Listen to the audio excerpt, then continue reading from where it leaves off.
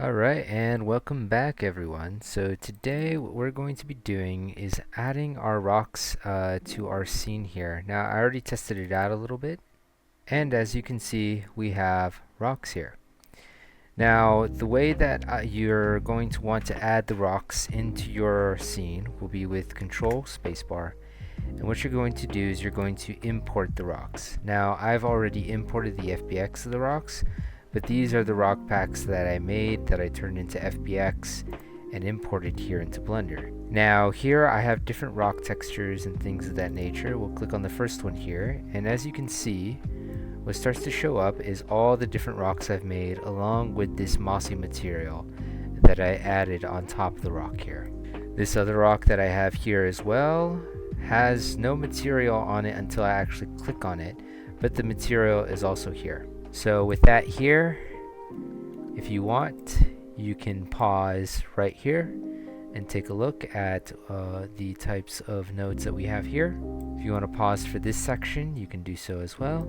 And if you want to pause for the very top, you can do so as well. And that's what we're connecting here.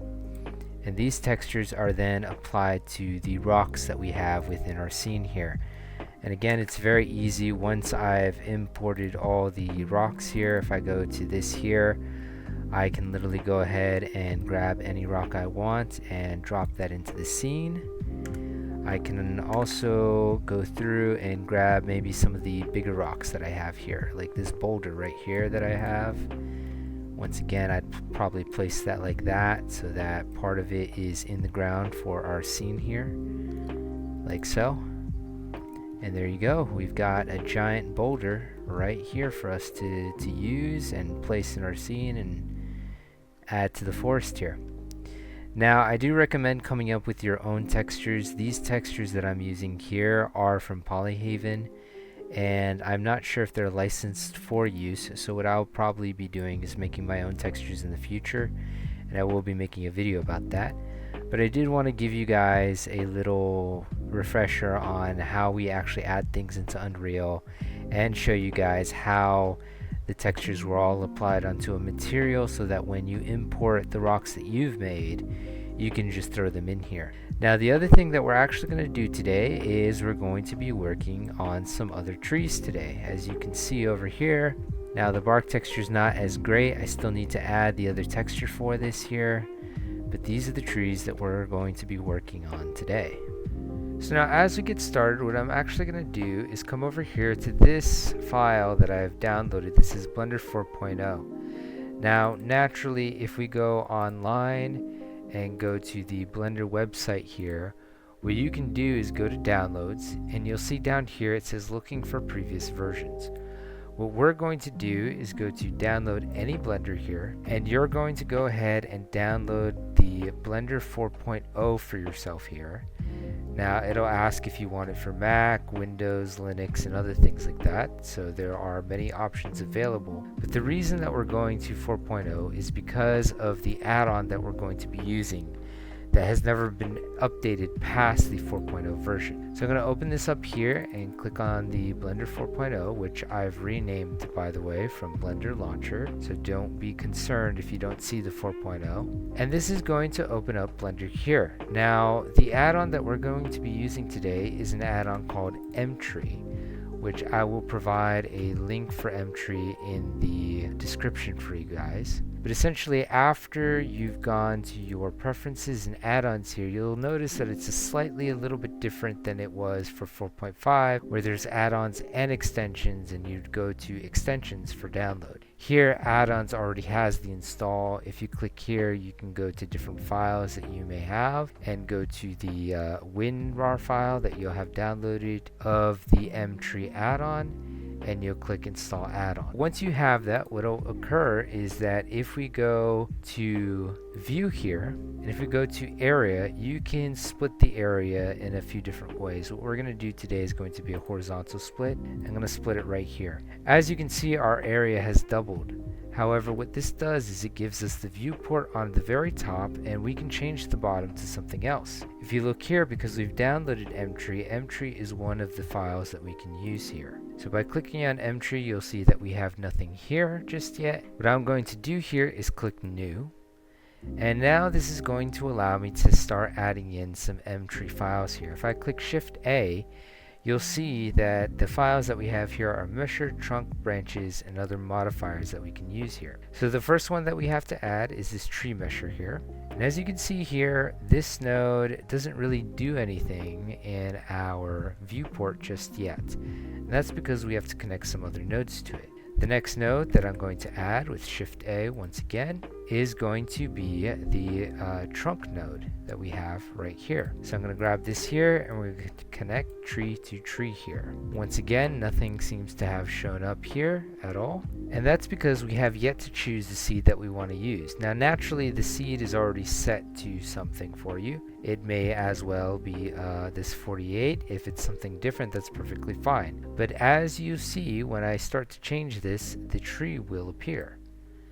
And there you are, we have a trunk here that has started to appear, and as we move different seeds around, we get different kinds of trunks. Now the other thing that we can do is we can actually affect the length of the trunk. As you can see here, as I scale this up, the trunk actually continues to climb higher and higher. If I scale this down, the trunk gets shorter and shorter as we continue. We can also affect the start and end radius, so I can make the trunk very thick on the bottom, as I may choose to lengthen it a little bit.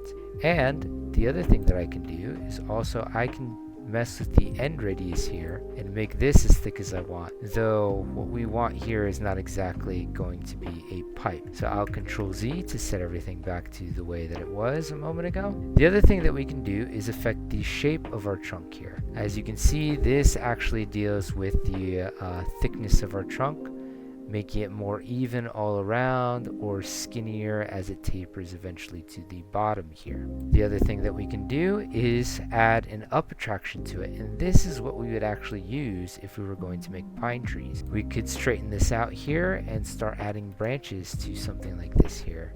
Here I would also affect the end radius to make it a little bit skinnier, and again, converting this to more of a mesh, we could definitely mess with the very end right here and change certain things. The last thing we have here is the resolution, which will affect the amount of verts and geometry that we have here. This can make this very high geometrically, so we've got about 13,000 triangles. You'll see that if I actually lower it down to a 3.0 in the resolution era, which is kind of where it was at, I need to increase that start radius here once more and the shape up so that it reappears here. You'll see that we actually only have 3,000 triangles instead of the 13,000 we had a moment ago. And then randomness tends to scrunch up the branch somewhat like this, creating very, what I would say is quite messy geometry. But with that, what I'm going to do is once again affect the up attraction of this branch and tick that down so that our branch is not standing completely straight up, and switch to a different seed. So this looks good. The next thing that we're going to do is we're going to add a branch node. And we're actually going to add 2 of these here because we can do different things with these branches here. So after we've added the 2 nodes here, what we're going to do is grab tree and we're going to connect it to both of these branch nodes here on the edge that says tree right here. And what this is going to allow us to do is add different kinds of branches in different areas to our tree to create the type of tree that we want. Now once again, nothing has shown up, and that's because we haven't affected the seed yet. But if we do, as you can see, different branches start to pop up all over the tree. Now something else I wanted to point out is that if you delete the things that you had with your tree measure here, this does not get rid of the tree. If you wish to start over, you must remove the tree entirely, and what you'll have to do is sort of reconnect some of the nodes here, making sure that they're together again. Here again, if we start to move the seed, you'll see that what was red here has now returned back to its normal state here. And what I'm going to do is focus on this branch node for a moment here as we start to add more trees. Now you can add the start point of these trees as well as the end point. As you see, as I move this up, the branches will start higher, and as I move this down, they will start lower. You can also affect the ending part of these branches here, which if we move it down here, we can affect the ending point to be closer to the bottom here, or that they end a little bit higher up.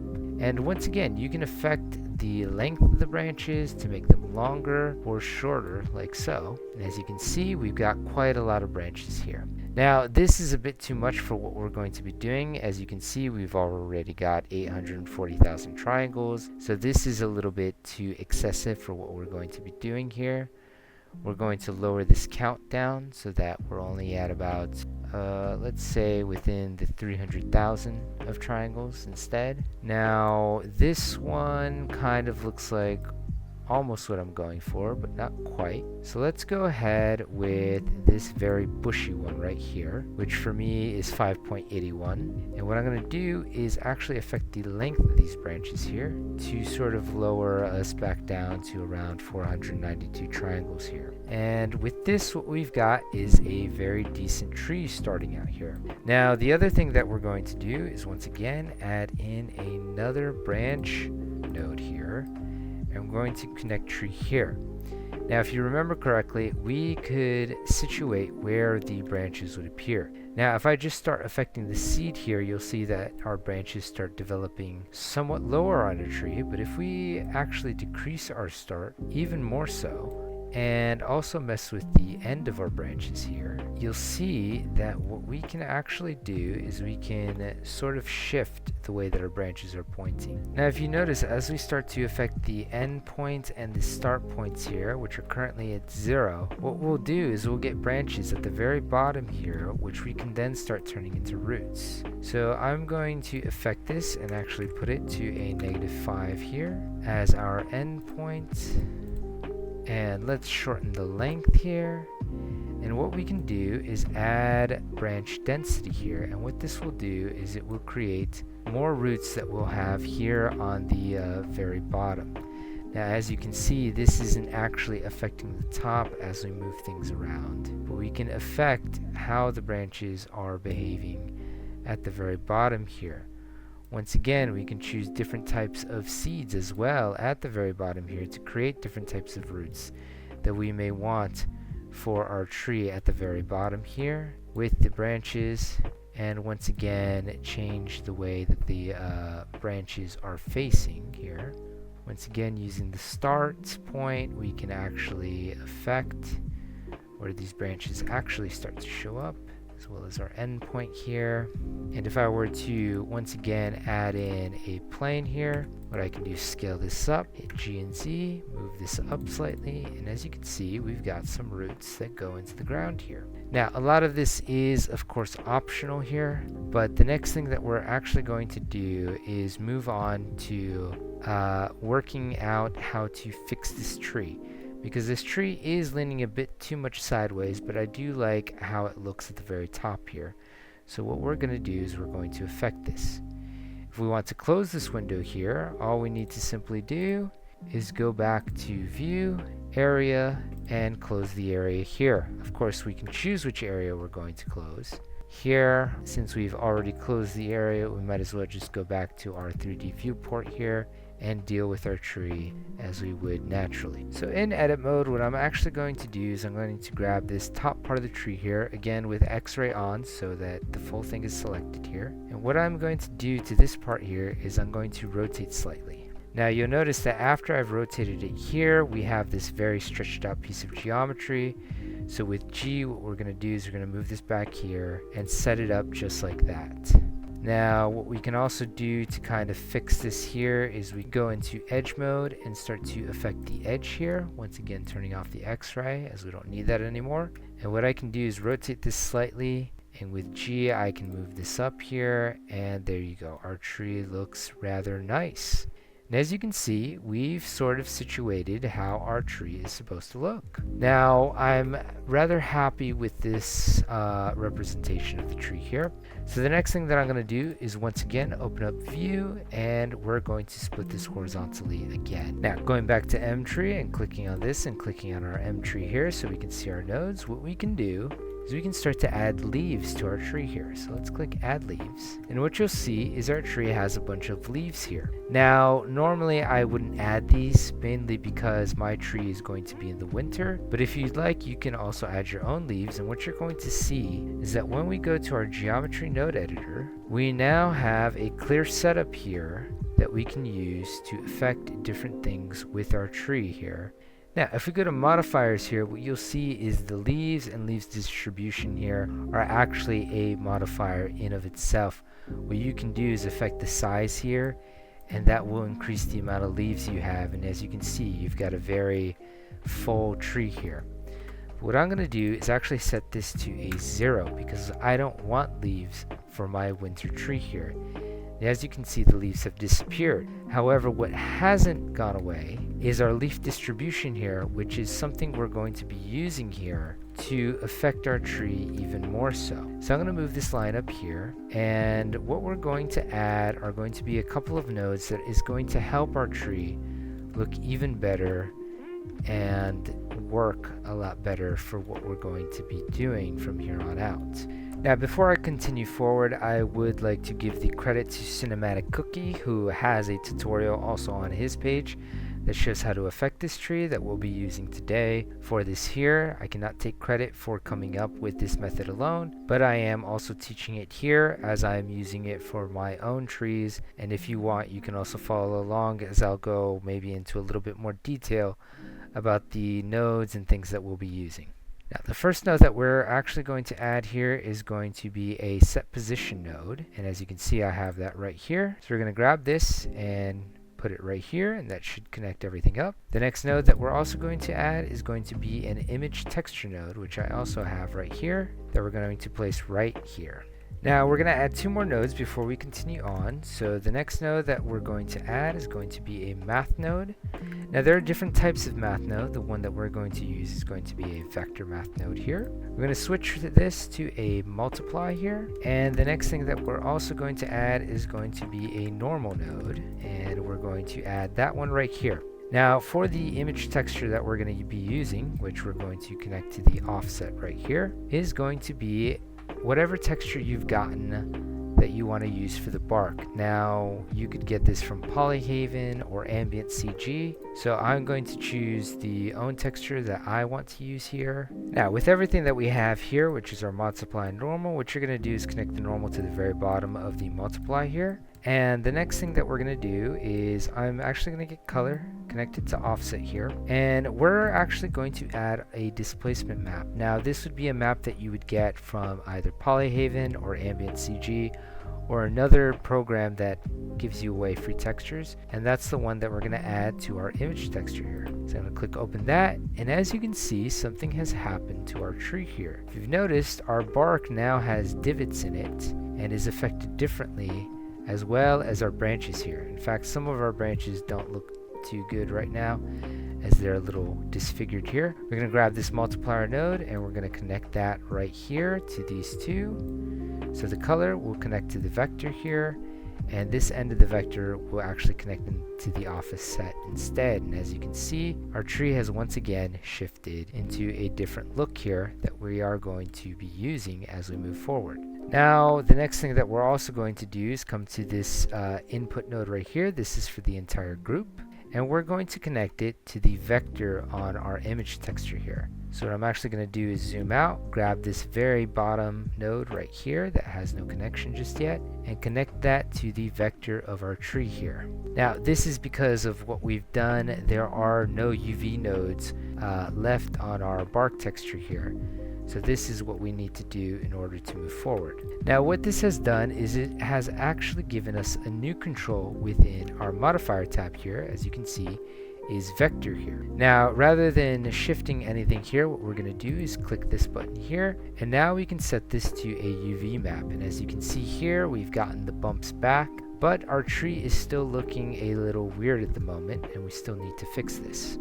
Now, the other thing that we're going to do, because we don't have enough geometry, is add a subdivision node. So I'll type in sub here, and we're going to use this subdivision surface here. Now, after you've connected this here, what I'm actually going to do is come here to turn on the statistics, and we can see that our tree already has 1,000,000. Now normally I would up this level, but I'm not going to do that at this moment right now, as we need to do a few things first, and I don't want my computer to lag insanely for a moment. So for now, we'll just leave the subdivision math node here. What we're going to do is move this node here, and we're going to add another multiplication node here. So let's add another vector math node right here. I'm going to connect this to this here, and we're going to connect this to the offset, and once again we will switch this back to a multiply here. And as you can see, it looks like our tree has lost all of its texture here. What this is actually going to allow us to do is control the strength of how much our tree is actually affected by that node. As you can see, this has jumped up to a 37 as I moved it, and has added quite a bit of strength to our tree here. Now I'm going to actually select all of these here and hit 1 and see how that has affected our tree. Quite a bit of geometry to it, but we actually don't want the branches to be affected by our tree. In fact, what I'm going to do is select all of these and make it actually a lesser strength of about 0.5 here. And looking at the trunk here, that does look slightly better. But once again, our branches are still affected, so we need to do something about this here. So what we need to use next is going to be a gradient texture. So with that, I'm going to hit Shift A and type in gradient texture here, which I already have at the bottom. And what I can do is actually right click on this here and link to viewer. Now, as you can see, my tree has disappeared, so what I'm actually going to do is grab the geometry from here and connect this to geometry here. And as you can see, our tree has popped up in black and white. Now, the other thing that we're going to do with this gradient texture here is we're going to set these to spherical rather than linear here. Next two things that we'll add here is going to be a position node. So that's this one right here. And we're going to add another math node that is set to vector. Now we'll connect the position to the vector here, the vector to this vector here, and we're going to switch this to divide actually. And now as you can see, our tree has turned completely white. What this is going to allow us to do is actually select the parts of the tree that we want affected. So the thing that will actually be affecting mostly is going to be this here. And let's move this one slightly as well.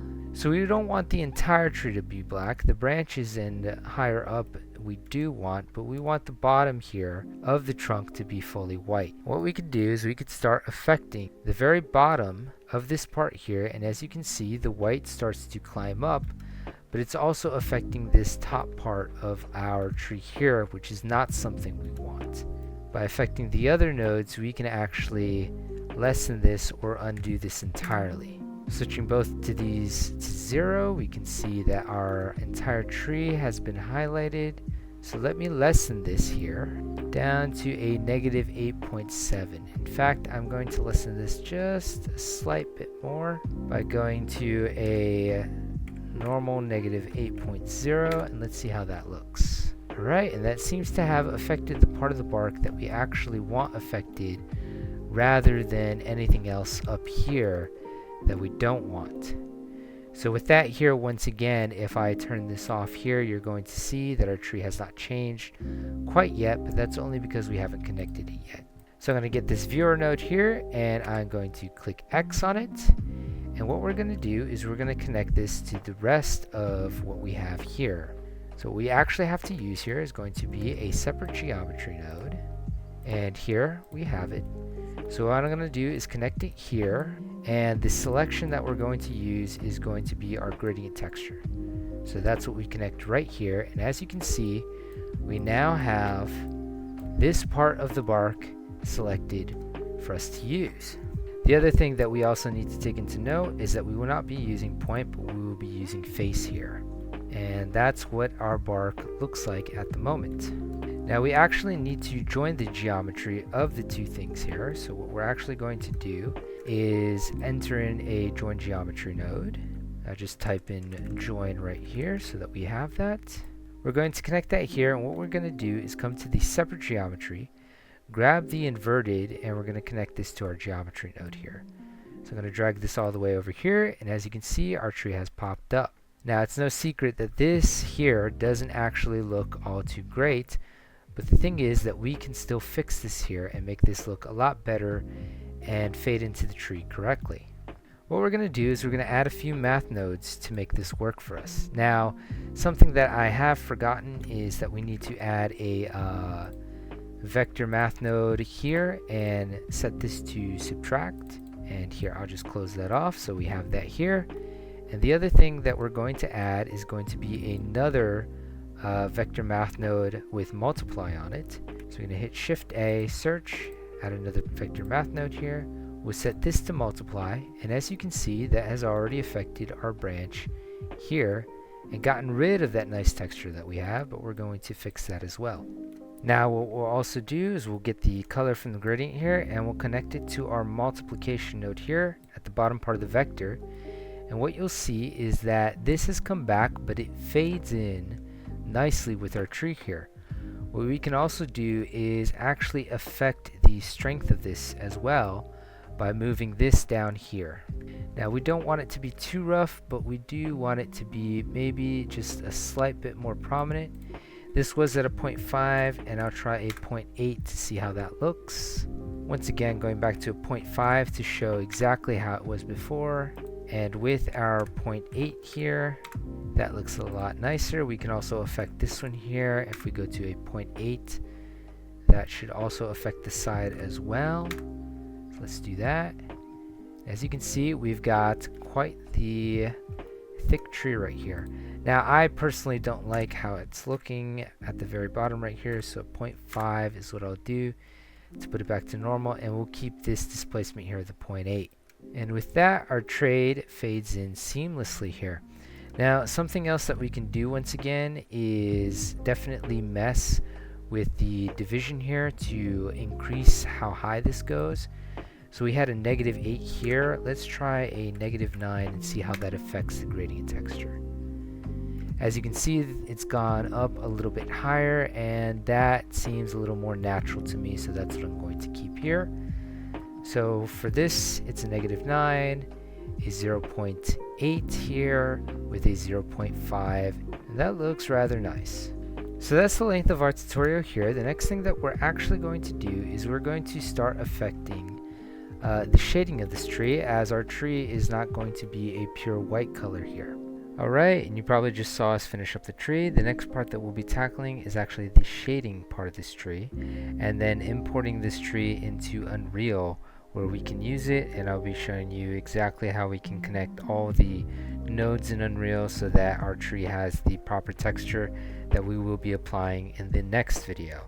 Now this video was rather long. I was not planning on making it close to 30 minutes, so I am ending it here, but there was a lot that we had to cover, and if you were following along, I hope that it was very helpful for you as you figure out exactly how we're going to be making these trees and using them in our game engine. But that's all for now.